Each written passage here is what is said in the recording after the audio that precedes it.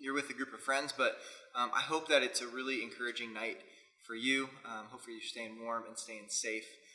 I hope that this teaching is helpful for you as you kind of navigate as you're reading through the book of James, but I'm excited to be with you now, kind of in this virtual way. But a couple announcements before we dive into our text tonight. The first one, next Sunday, January 31st at 5 p.m. is Ezra 8. So whether you do it virtually or you come to Oak Point in person, it's Ezra 8. It's kind of Oak Point's birthday party. We celebrate with a day of fasting and prayer and worship, and so we're coming together with the entire Oak Point family from 5 to 7 p.m.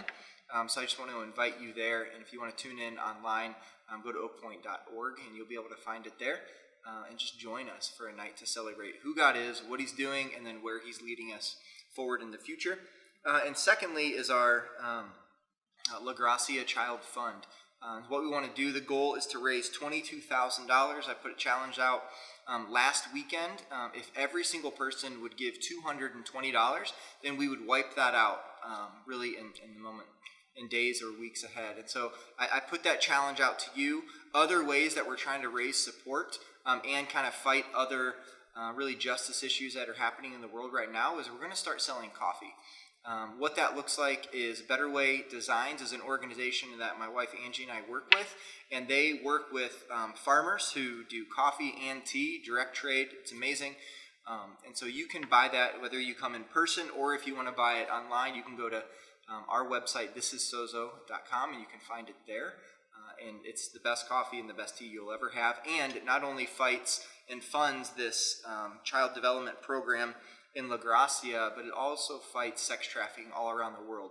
And so what we're going to do with all the coffee sales, 30% of that is going to fund what's happening in La Gracia, and then just by buying the coffee and tea itself, it fights sex trafficking here locally, but then also all around the world. So it's really exciting. We want to be a community that walks humbly with God and really fights injustice all around the world. So it's really exciting. Tonight, what I want to talk about with you is going forward, what does it look like to have a healthy community? Or kind of the way I've titled it, just 3 ingredients for healthy community. Because we have a new year. This past week, we ushered in a brand new president. And as you can see, we're still a divided nation. And my desire is that we won't be a divided church. I want us to see the opportunity that's before us to be citizens of the kingdom of heaven, not necessarily just citizens of America. And what we want to do, we want to live here and now differently. A different set of directives that when we do it well, it looks like good news. It looks like gospel. It looks like humility. It looks like being humble. It looks like being wise, and it's awesome. We want to do that, and we want to embody it. But the problem is we get in the way. So there's a problem in the church, and it's been around for 2,000 years, and it's a problem that's sinful.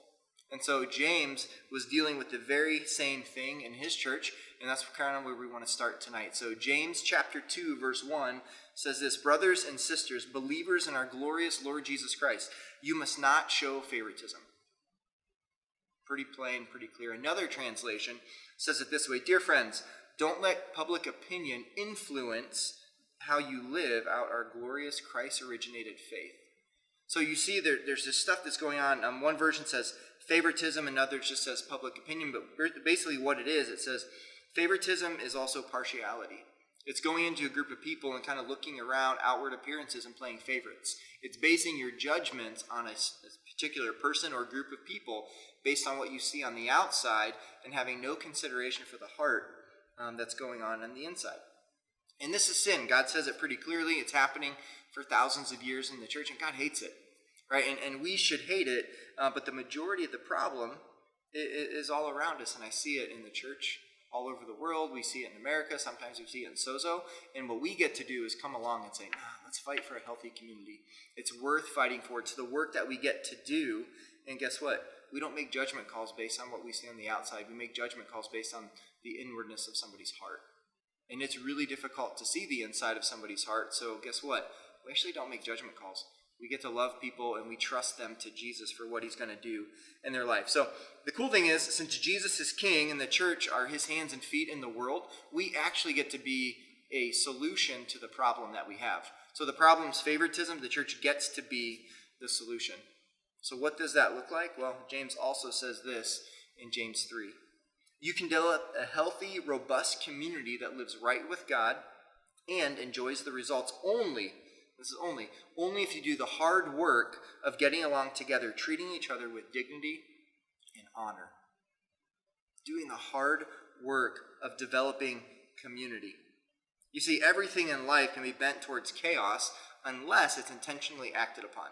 Right? And there's a couple of examples if you want to. The back seat of your car could be full of fast food bags. It could be, maybe it's a gym bag that you just kind of throw stuff in. It's water bottles, it's wrappers, it's all this stuff. There's masks now that are falling in between our seats, and unless acted upon, it can be prone to that. Or you have a junk drawer in your house, or it's the top of your desk or your bedroom. Unless intentionally acted upon, it goes towards chaos.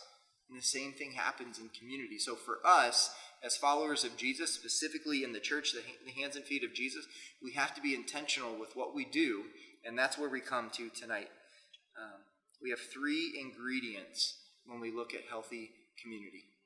Now, it could be within a life group, it could be within an entire church. You could take these 3 principles and you could use them at work or on your sports team, or it doesn't really matter. But anytime people get together, these ingredients are perfect and good.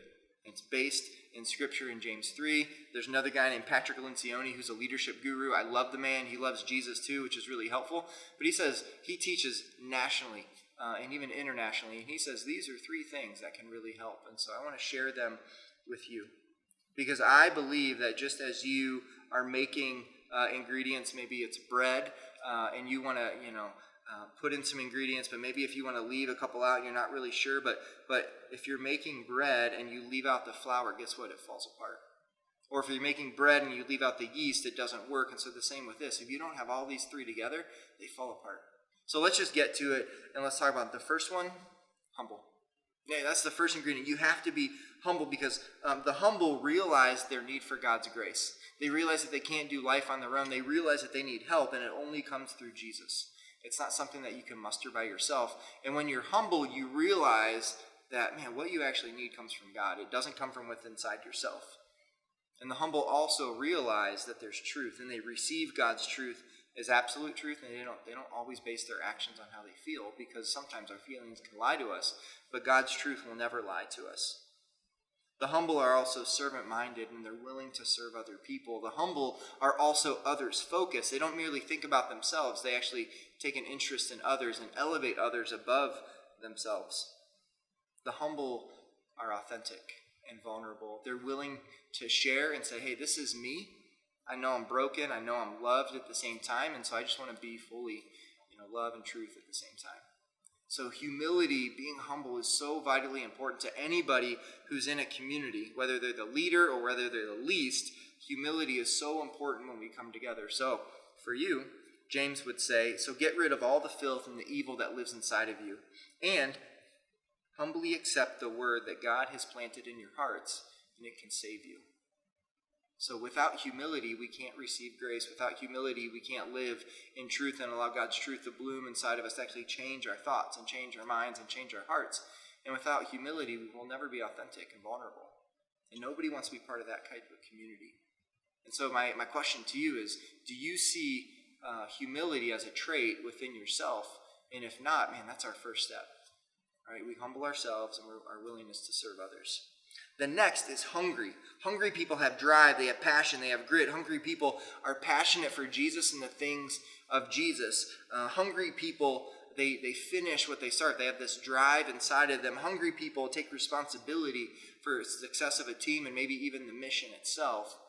And so my question to you is, what drives you? What motivates you? Is it the love of Christ that compels you, or is it something else? God would say this, and specifically what our hunger should be for.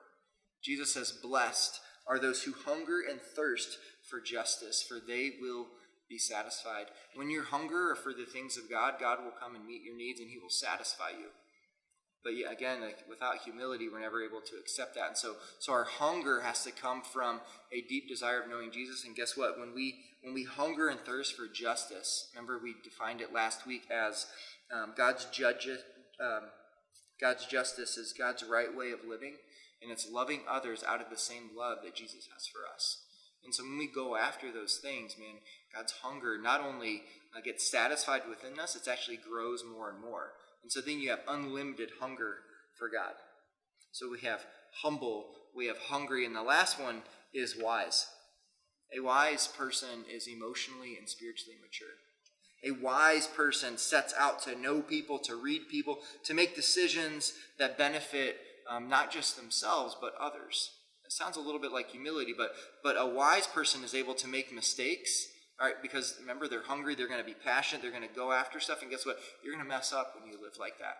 However, they're able to notice what they've done wrong, and they're actually able to learn from their mistakes. If you keep making the same mistake again, like you're really, really hungry and you're going after stuff and you're passionate and you're humble enough to say, man, I messed up, I'm really, really sorry. But if you never correct your behavior after that or your actions, you're going to keep making the same mistakes. A wise person comes in and says, ugh, man, I may need to change something a little bit. And sometimes it's outside help, and sometimes it's themselves and reading and stuff like that. But man, humble and hungry and wise come together. It's so important. Eugene Peterson would say, wisdom will give us the skill to live life abundantly, and that's what Jesus has come to offer us.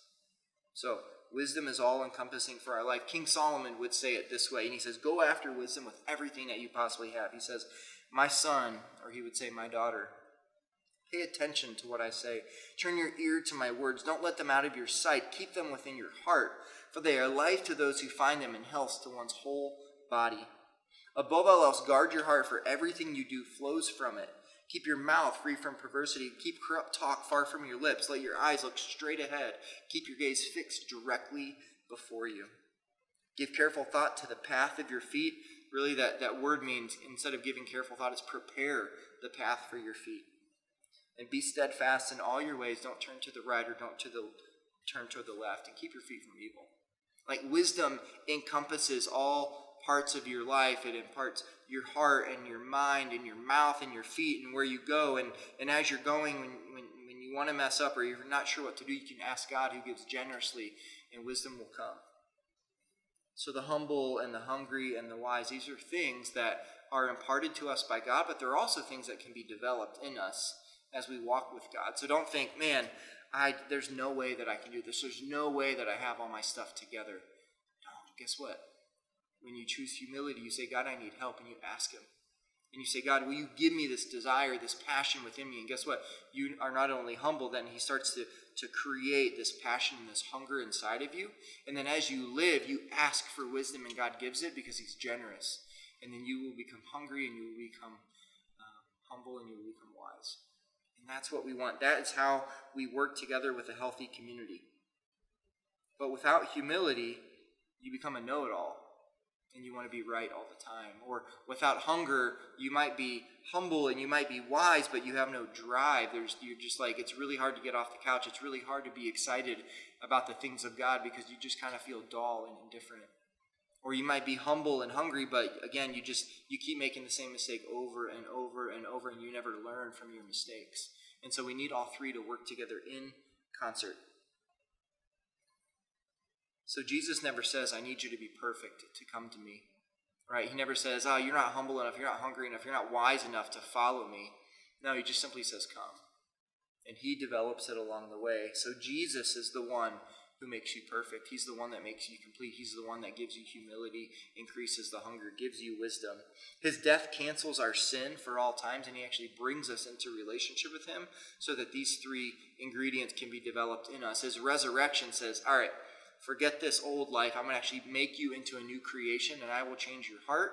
And then as we go, I will renew your mind so that wisdom can come. And he says, finally, in my ascension, I'm going to give you the Spirit of God so that you can live in power.